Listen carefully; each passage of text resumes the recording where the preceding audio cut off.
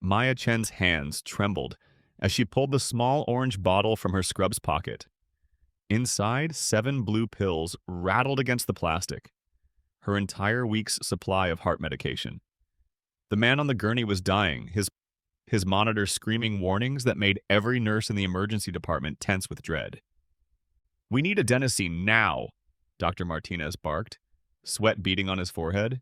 His rhythm's falling apart. "Supply truck won't be here for 20 minutes, came the reply from pharmacy. 20 minutes. The man didn't have 20 minutes. Maya stared at the bottle in her palm. Same compound, same dosage. The pills that kept her own heart beating steadily could save the stranger's life. But giving personal medication to a patient was grounds for immediate termination. Maybe worse. The monitor's alarm grew more urgent. The man's eyes fluttered open for a moment, unfocused, desperate. "Doctor," Maya said, stepping forward, "I have adenosine." 6 hours earlier, the morning had started like any other Tuesday at St. Mary's General Hospital. Maya arrived at 5:47 a.m., the same time she'd arrived every day for the past 18 months. The third-floor cardiac unit was quiet in that particular way hospitals get just before dawn. Machines humming their steady rhythm, nurses moving with practiced efficiency through halls that smelled of antiseptic and hope. She sat in the break room, methodically organizing her daily pills. Tuesday's compartment held 2 small blue tablets, her morning dose of adenosine, the medication that had kept her heart condition stable since she was 16. Maya had never missed a dose. Not once. The pills were as essential to her morning routine as brushing her teeth or checking the patient board. "Early bird as usual," said Janet, the night shift supervisor, pouring herself a cup of coffee that looked strong enough to wake the dead. "You know me," Maya replied, dry swallowing her medication. "Creature of habit." Janet chuckled. "That's why Dr. Martinez loves having you on his team. Says you're the most reliable nurse he's ever worked with." Maya felt the familiar flutter of pride. At 24, she was younger than most of the nurses on the cardiac unit, but she'd earned their respect through months of careful attention to detail and an uncanny ability to spot problems before they became emergencies. Just last week, she'd caught a medication interaction that could have killed Mrs. Patterson in room 314. "Speaking of Dr. Martinez," Janet continued, "he specifically requested you for the Johnson case today. Post-op cardiac bypass, high risk for complications." Maya nodded, already mentally reviewing Mr. Johnson's chart. 62 years old, history of diabetes. This was his second bypass surgery.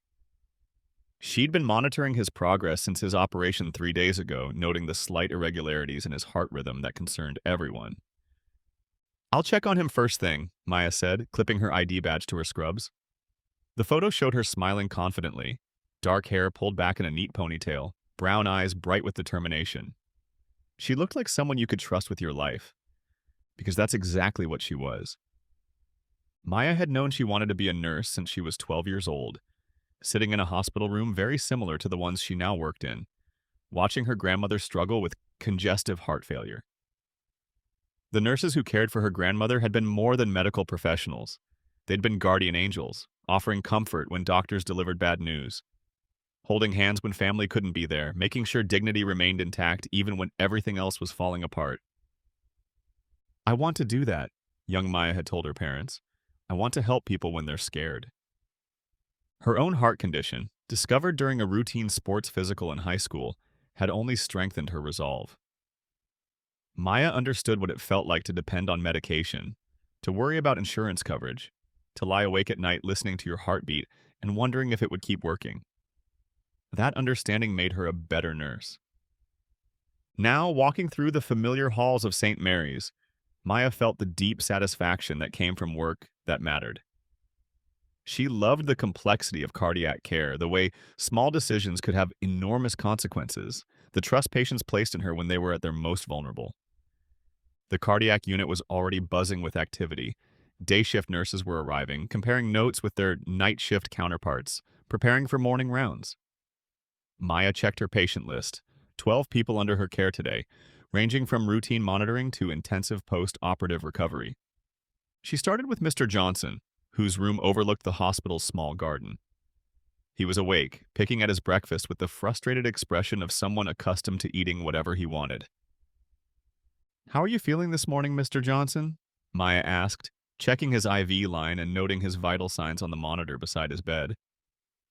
"Like I got hit by a truck," he grumbled, "and this food tastes like cardboard."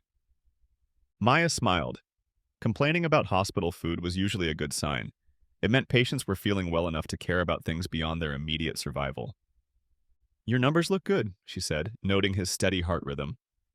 "Dr. Martinez will be pleased with your progress." She spent the next hour making rounds, checking on Mrs. Patterson, whose medication interaction she'd caught, adjusting Mr. Rodriguez's pain medication, and calming Mrs. Liu, who was nervous about her upcoming procedure. Each interaction required a different approach, a different kind of care. Some patients needed technical expertise, others needed emotional support. And the best nurses, Maya had learned, could provide both. By 9 a.m., Maya was feeling good about her day. All her patients were stable, her documentation was current, and she had time for a quick break before the next round of medications. She was heading toward the break room when the overhead speakers crackled to life. "Code Blue, Emergency Department. Code Blue, Emergency Department." Maya's training kicked in immediately. Code Blue meant cardiac arrest. Someone's heart had stopped. While emergency codes weren't unusual in a hospital, something about the urgency in the announcement made her change direction. The emergency department wasn't her usual assignment, but all hands were welcome during a Code Blue. She arrived at the ED to find controlled chaos. Paramedics were wheeling in a patient on a gurney, shouting information to the receiving team as they moved. "Male, approximately 60, found collapsed in his car outside the courthouse," one paramedic reported.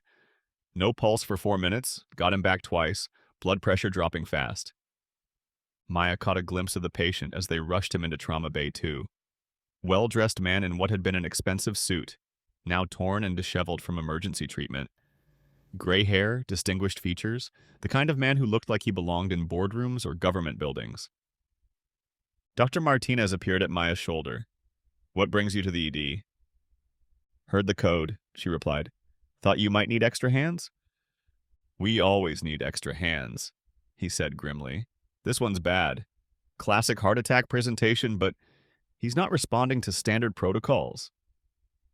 Through the glass window of the trauma bay, Maya could see the medical team working with practiced urgency. Nurses drawing blood, connecting monitors, preparing medication. The patient's heart rhythm on the monitor looked erratic, dangerous. "What's his status?" Dr. Martinez called to the trauma team. "Still unstable," came the reply. "We need to get his rhythm under control." "Adenosine?" Dr. Martinez suggested. There was a pause, then, "We're out." Maya felt her stomach drop. Adenosine was a critical medication for certain types of heart rhythm problems. Without it, some patients simply couldn't be stabilized. "How are we out?" Dr. Martinez demanded. "Supply chain issues," the pharmacist replied over the intercom. "Our delivery was delayed. We're expecting the truck any minute." "When?" 20 minutes, maybe 30. Dr. Martinez ran a hand through his hair, a gesture Maya recognized as his tell when things were going badly. She watched the monitor showing the patient's heart rhythm. The irregular beats were becoming more frequent, more dangerous. 20 minutes might as well be 20 hours. Maya's hand unconsciously moved to her pocket, where her pill bottle rested. She could feel it through the fabric of her scrubs. 7 little pills that were chemically identical to the medication this man needed. The thought was insane. Giving personal medication to a patient violated so many protocols she couldn't count them all. It could cost her job, her license, possibly her freedom if something went wrong.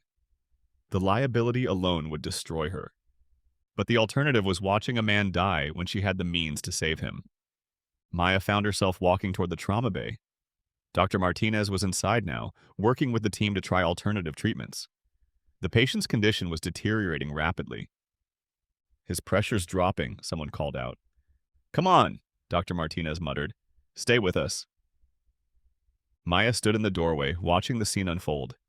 The man on the table was someone's father, husband, maybe grandfather.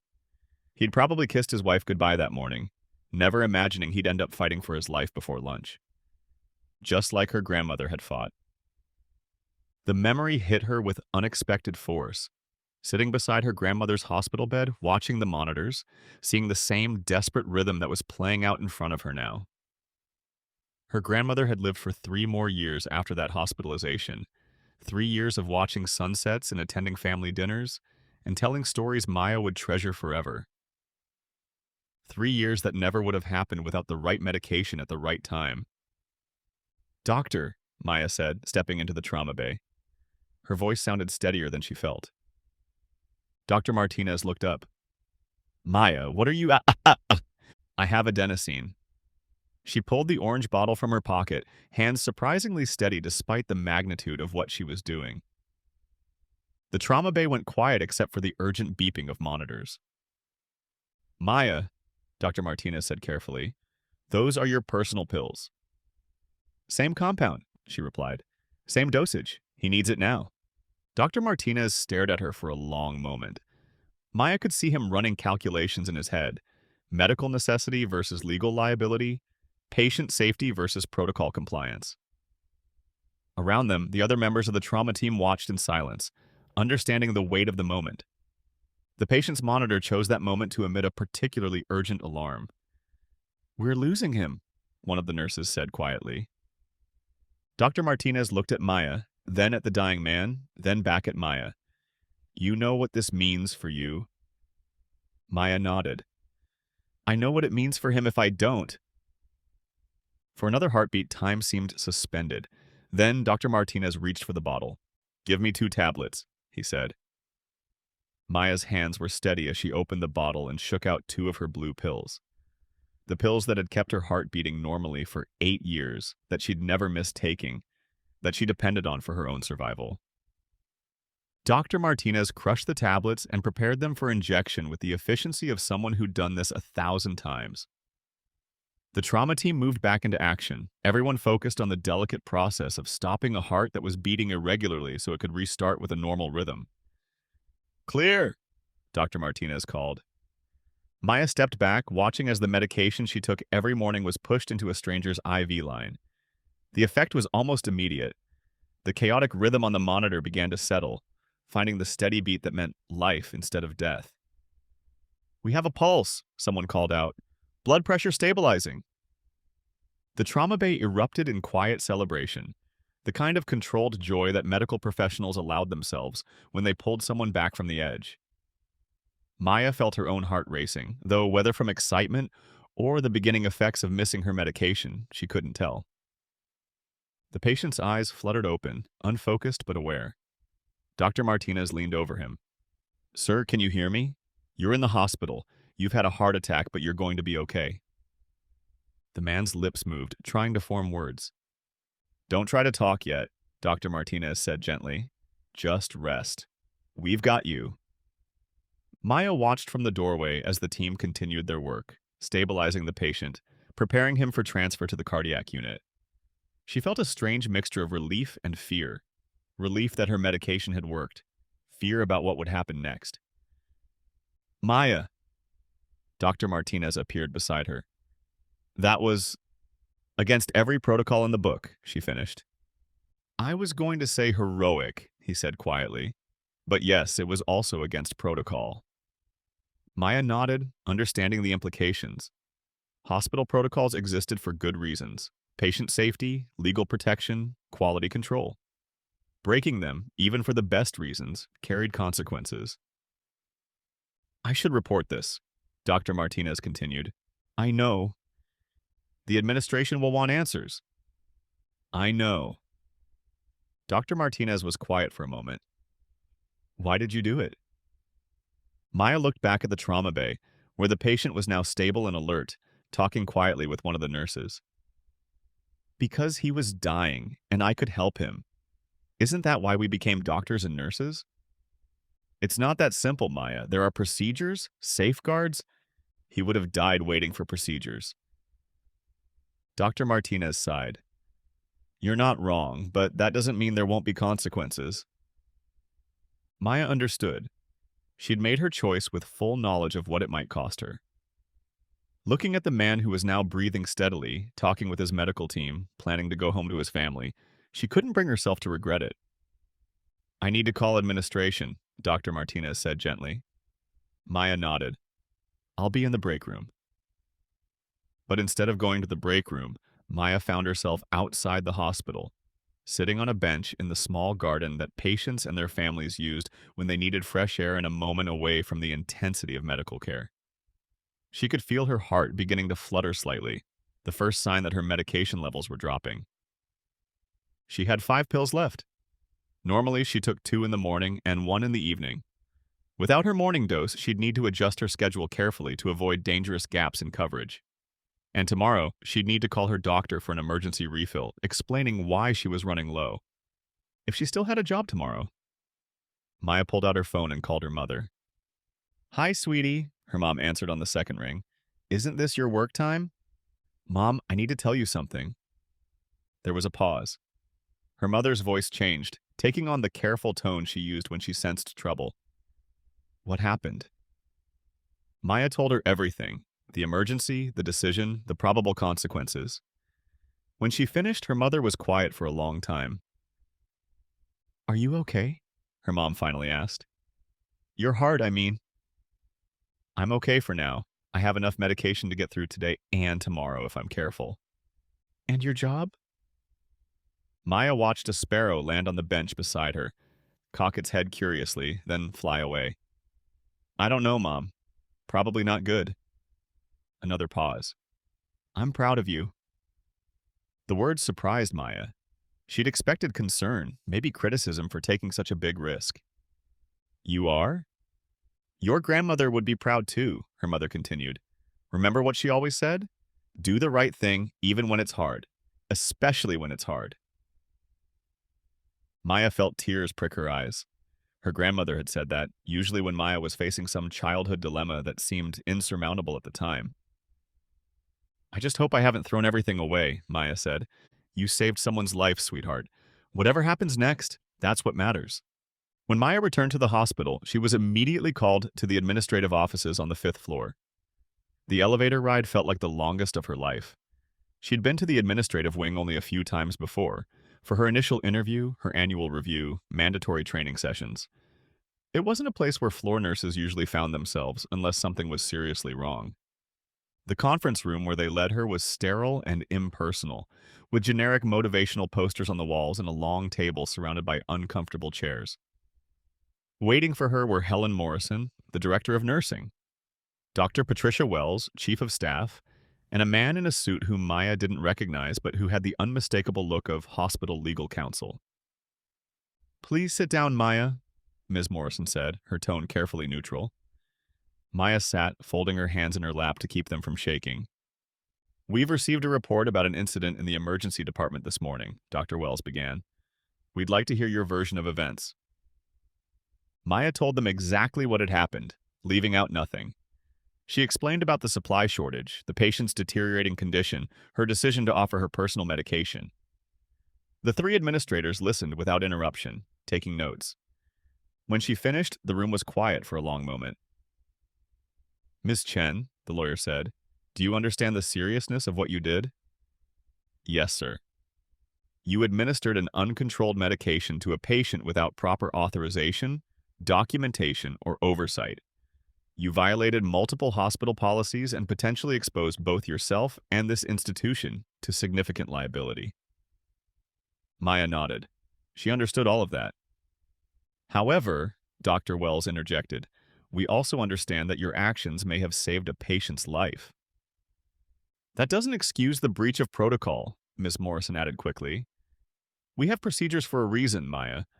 What if your medication had been contaminated? What if the dosage was wrong?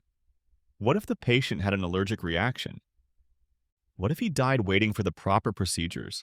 Maya asked quietly. The lawyer frowned. That's not the point.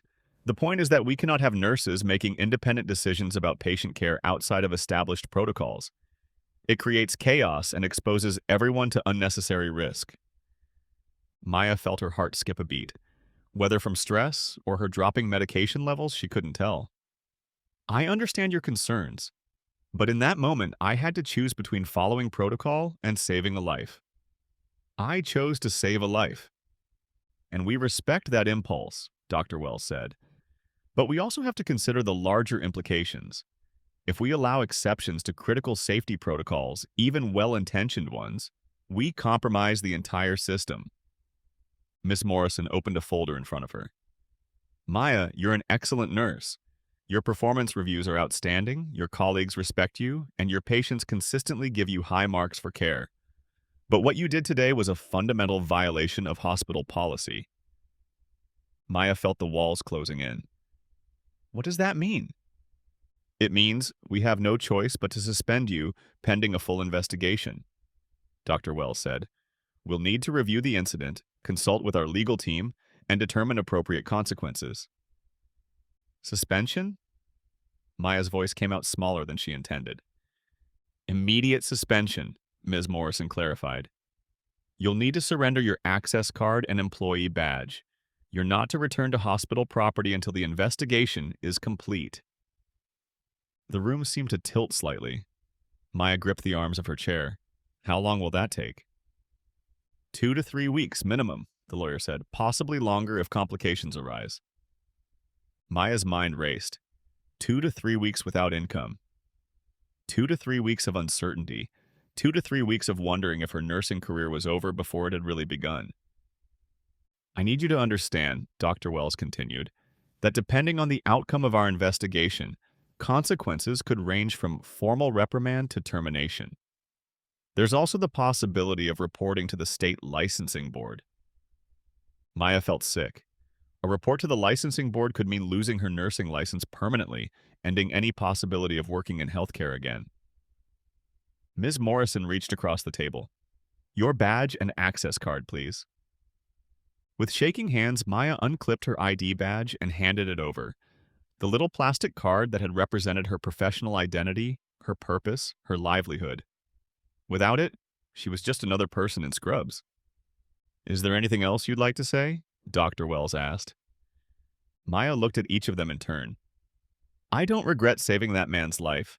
Whatever consequences there are for me, I don't regret that he gets to go home to his family. The lawyer made a note.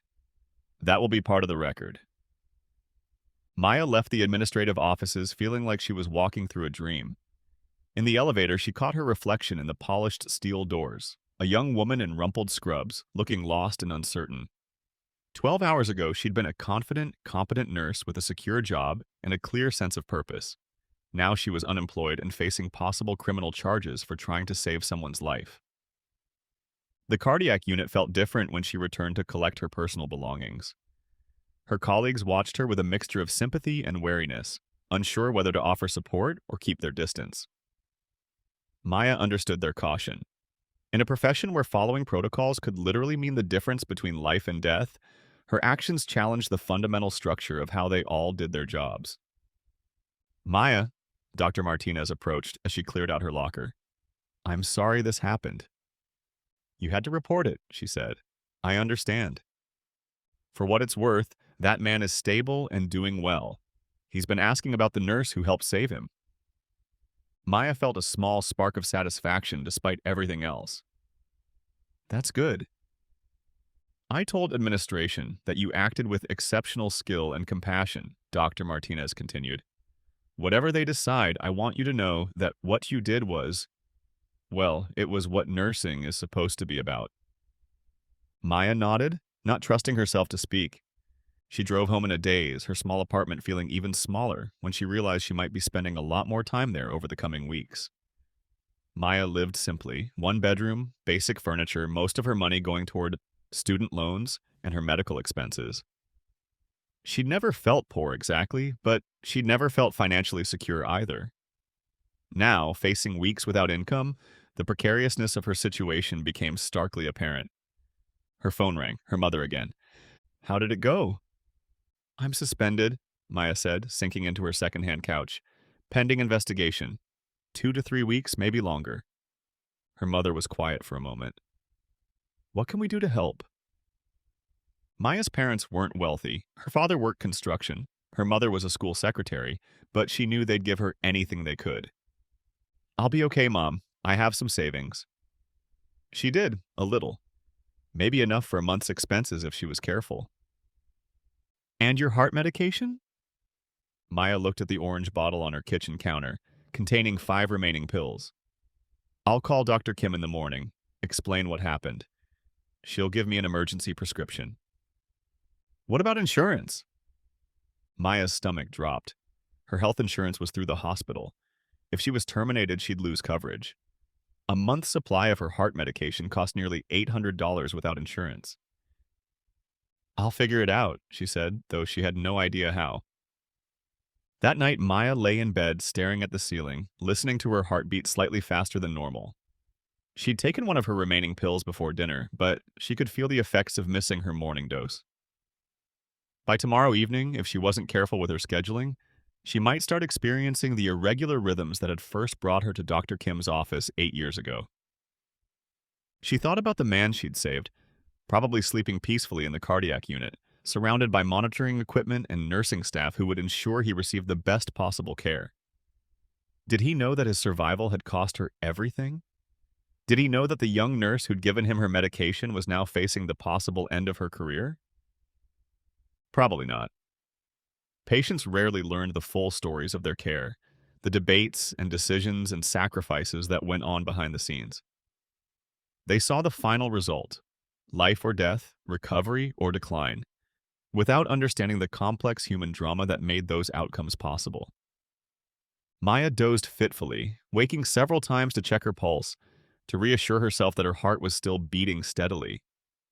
Each time, she thought about the choice she'd made and wondered if she would make it again. Each time she decided she would.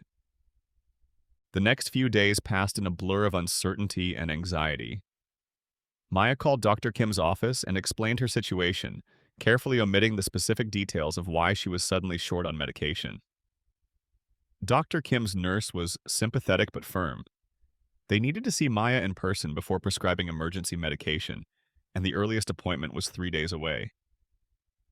Maya rationed her remaining pills carefully, taking one every 36 hours instead of her normal schedule. The irregular dosing made her feel constantly on edge, aware of every flutter and skip in her heart rhythm. She found herself taking her pulse obsessively, counting beats, wondering if this was how patients felt when they first arrived in her cardiac unit, hyper-aware of their mortality, hanging on every heartbeat. The local news picked up the story on the 3rd day. Hospital nurse suspended for protocol violation ran on the evening broadcast, accompanied by generic footage of the hospital exterior and a photo of Maya from the hospital's website. The story was brief and focused on the policy violations rather than the life-saving aspects of her actions. Maya watched the broadcast with a growing sense of unreality. Seeing her face on television, hearing her actions described in clinical, disapproving terms, felt like watching someone else's life fall apart. Her phone started ringing. Friends from nursing school, distant relatives, former colleagues from other hospitals where she'd done clinical rotations. Most calls were supportive, but some were critical. One former classmate told her bluntly that she'd made all nurses look bad by disregarding protocols. Maya stopped answering her phone. By the end of the week, her savings account had taken a serious hit. Without her hospital paycheck, she was burning through money faster than she'd anticipated. Rent, utilities, car payment, groceries, and her looming medical expenses created a mountain of financial pressure that seemed to grow larger each day. She applied for unemployment benefits but was told that workers suspended pending investigation might not be eligible. She looked into temporary nursing positions, but most agencies required current employment verification and were reluctant to hire someone under investigation. Maya felt trapped in a terrible irony. She'd saved someone's life and lost her own livelihood in the process. 2 weeks into her suspension, Maya had her appointment with Dr. Kim. Sitting in the familiar examination room, wearing a hospital gown and connected to an EKG machine, she felt like a fraud. Just weeks ago, she'd been the one operating this equipment, interpreting these readouts, caring for patients with heart conditions. Now she was just another patient, worried about her health and unable to afford her medication. Your rhythm shows some irregularities, Dr. Kim said, reviewing the EKG results. Have you been taking your medication consistently? Maya explained her situation, carefully, still not mentioning specific details about why she'd missed doses. Dr. Kim listened with the professional neutrality that Maya recognized from her own interactions with patients. I can prescribe a month's supply, Dr. Kim said finally. But Maya, you need to understand how serious this is. Missing doses of adenosine isn't like skipping a vitamin. Your heart depends on this medication to maintain normal rhythm. I know, Maya said quietly. I'm a cardiac nurse. Dr. Kim paused, stylus hovering over her tablet. A cardiac nurse who's been missing heart medication doses? Maya felt tears threaten. It's complicated. Dr. Kim set down her tablet and really looked at Maya for the first time during the appointment. What's going on? The kindness in her voice broke something inside Maya. The whole story came pouring out. The emergency, the decision, the suspension, the financial pressure, everything. When she finished, Dr. Kim was quiet for a long time. You gave your medication to a patient? Maya nodded. And now you're facing disciplinary action? Another nod.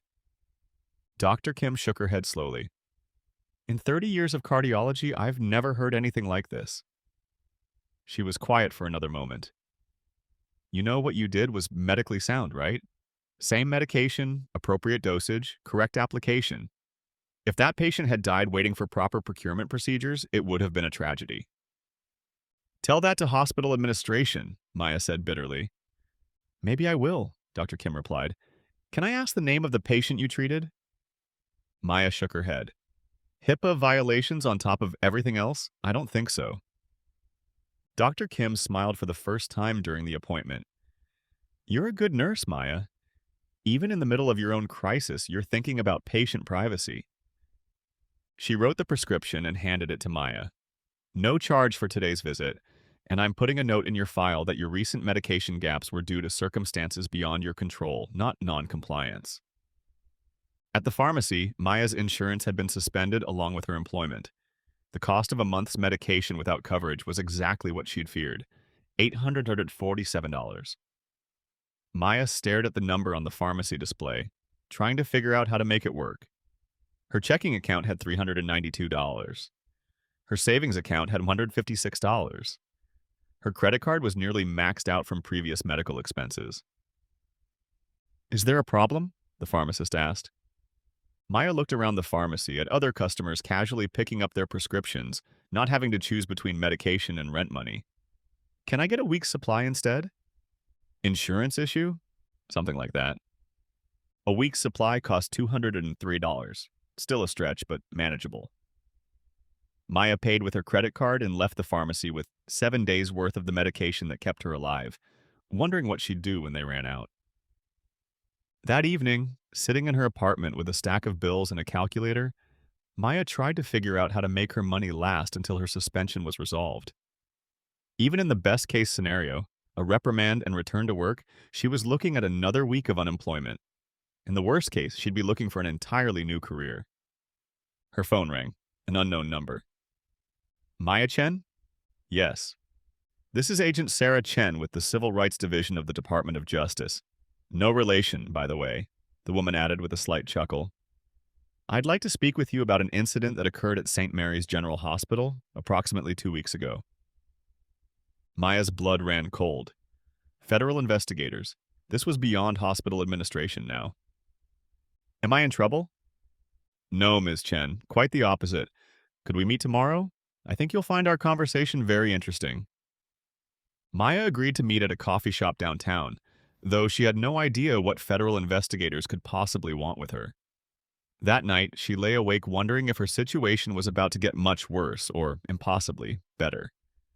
The coffee shop Agent Chen had chosen was small and quiet, the kind of place where people conducted business that required privacy. Maya arrived early, ordering a coffee she couldn't really afford, and finding a table in the back corner.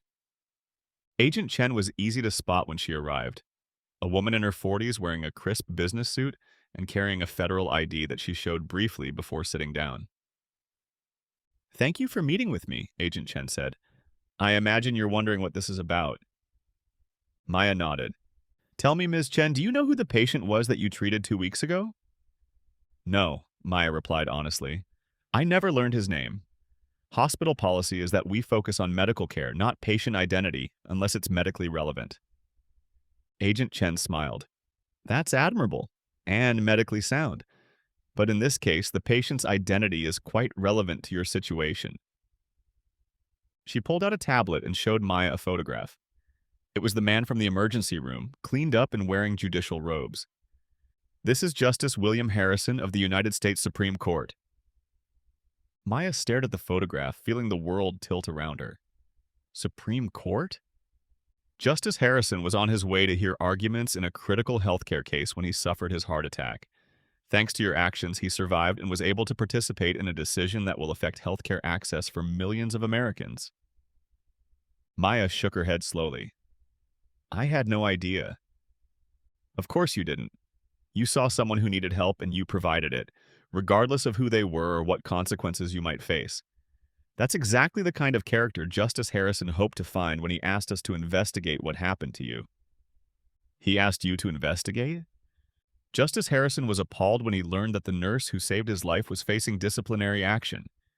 He asked our office to look into whether your civil rights had been violated. Maya felt dizzy. Civil rights? The right to act according to your professional medical judgment in emergency situations. The right not to be punished for saving someone's life through medically appropriate interventions. Agent Chen pulled out another document.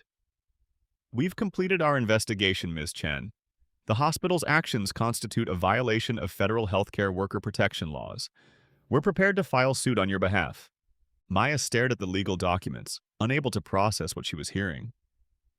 Furthermore, Agent Chen continued, Justice Harrison would like to meet with you. He has a proposition that might interest you.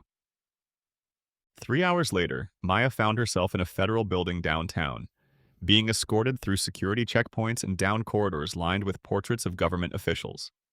She felt completely out of place in her simple dress and cardigan, surrounded by people in expensive suits conducting the business of federal justice. Justice Harrison's temporary chambers were impressive but not ostentatious. Rich wood paneling, law books, comfortable furniture arranged to facilitate serious conversation. The man himself looked remarkably good for someone who'd nearly died 2 weeks ago. Ms. Chen, he said, rising from behind his desk. I can't thank you enough for what you did. Maya shook his offered hand, still feeling surreal about the entire situation. I just did what any nurse would do. No, Justice Harrison said firmly. What any nurse should do, perhaps. But what you actually did required exceptional courage and commitment to your oath to help people. He gestured for her to sit in one of the comfortable chairs facing his desk. Agent Chen tells me you've been suspended pending investigation. Maya nodded. 2 weeks now, possibly longer. For saving my life. For violating hospital protocols. Justice Harrison leaned back in his chair. Ms. Chen, I've spent 30 years in the legal profession, 15 of them on the federal bench. I've seen how institutions sometimes prioritize self-protection over the principles they claim to serve. What happened to you is exactly that kind of institutional failure. He stood up and walked to the window overlooking the city. The case I was traveling to hear when I had my heart attack was about healthcare access and the rights of medical professionals to advocate for their patients. Thanks to your actions, I was able to participate in a decision that will strengthen those protections. Maya wasn't sure what to say. I have a proposition for you, Justice Harrison continued. The Supreme Court maintains a small medical staff, nurses and a physician who provide health care for justices, staff, and visitors. Our head nurse is retiring next month. The position requires someone with exceptional medical skills, absolute discretion, and demonstrated commitment to doing the right thing regardless of personal consequences. Maya felt her heart skip a beat. You're offering me a job? I'm offering you a position that would allow you to continue serving people in the most important legal institution in the country. The pay is excellent, the benefits are comprehensive, and you'd never again face retaliation for exercising your professional medical judgment. Maya stared at him. I don't understand. Why me? Because 2 weeks ago, when faced with an impossible choice, you chose to save a life at great personal cost. That's exactly the kind of character we need in someone who might someday be responsible for the health and safety of Supreme Court justices. Justice Harrison returned to his desk and pulled out a thick folder. This contains a formal job offer, salary information, benefit details, and a letter of recommendation that should resolve any questions about your professional conduct. Maya opened the folder with trembling hands. The salary was more than she'd made at the hospital. The benefits were comprehensive, including full medical coverage with no copays or deductibles. The letter of recommendation, signed by Justice Harrison himself, described her actions as exemplifying the highest standards of medical professionalism and ethical courage. "I don't know what to say." "Take time to think about it," Justice Harrison said, "but I hope you'll consider it. Your country could use more people willing to do the right thing, even when it's difficult." Maya drove home in a daze, the job offer folder on her passenger seat feeling like a winning lottery ticket. Everything had changed in the space of a single conversation. The financial pressure, the professional uncertainty, the fear about her future. All of it transformed by an offer she never could have imagined. But first, she had to deal with St. Mary's Hospital. The call came the next morning. Ms. Morrison from hospital administration asking Maya to come in for a meeting to discuss the results of their investigation. Maya agreed, but this time she didn't feel the dread that had characterized her previous visit to the administrative offices. The same conference room, the same uncomfortable chairs, but this time Maya was accompanied by Agent Chen and a lawyer from the Department of Justice. The hospital's legal team had clearly been busy. There were twice as many suits around the table, and everyone looked considerably more nervous than they had 2 weeks earlier. "Ms. Chen," Dr. Wells began carefully, "we've completed our investigation into the incident 2 weeks ago." Maya waited. "While we maintain that proper protocols were not followed, we acknowledge that your actions were medically sound and may have prevented a patient death." Agent Chen leaned forward. "May have prevented?" The hospital lawyer cleared his throat. "Our position is that alternative treatments were available and that the patient's life was not in immediate danger." "Your position," Agent Chen replied calmly, "contradicts the medical records and the testimony of every medical professional who was present." Dr. Wells looked uncomfortable. "In any case, we've decided that the appropriate consequence is a formal reprimand. Ms. Chen can return to work immediately with a notation in her personnel file." Maya almost laughed. After 2 weeks of suspension, financial hardship, and professional uncertainty, they were offering her a slap on the wrist and her old job back. "That's very generous," she said, "but I won't be returning." Ms. Morrison looked surprised. "You won't?" Maya pulled out Justice Harrison's letter of recommendation and slid it across the table. "I've accepted a position with the United States Supreme Court." The room went very quiet as various administrators read the letter. "Supreme Court?" Dr. Wells said weakly. "It seems," Agent Chen added, "that the patient Ms. Chen saved was Justice William Harrison. He was quite interested to learn how this hospital treated the nurse who saved his life." The hospital's legal team was having a hurried, whispered conversation at the other end of the table. "Ms. Chen," Dr. Wells said finally, "perhaps we were hasty in our initial response. If you'd like to reconsider—" "No, thank you," Maya replied. "I think I've learned everything I need to know about this institution's priorities." She stood up, feeling lighter than she had in weeks. "Agent Chen, shall we go?" As they left the conference room, Maya could hear urgent conversations starting behind them. She didn't look back. 3 months later, Maya stood in the Supreme Court building, wearing the crisp uniform of the court's medical staff, checking emergency supplies in the medical facility that served one of the most important institutions in American government. Her heart medication was fully covered by her new insurance. Her salary allowed her to pay off her credit cards and start building real savings. Most importantly, she was working in an environment where medical judgment was respected and professional courage was valued. Justice Harrison stopped by the medical office regularly, partly for routine health monitoring, but mostly to check on how Maya was adjusting to her new role. "Any regrets?" he asked during one of these visits. Maya thought about the question seriously. "About leaving St. Mary's? No. About giving you my medication that day? Never," she said firmly. "I'd do it again without hesitation." Justice Harrison smiled. "That's exactly why you belong here." Maya had learned that her actions that Tuesday morning had indeed helped shape a critical healthcare decision. The case Justice Harrison had been traveling to hear resulted in stronger protections for healthcare workers who advocated for patients, making it harder for institutions to retaliate against medical professionals who prioritize patient care over institutional concerns. In a small way, her decision to give her heart medication to a stranger had helped protect other healthcare workers who might face similar impossible choices. On quiet days, when the Supreme Court building was peaceful and she had time to reflect, Maya thought about the chain of events that had brought her here.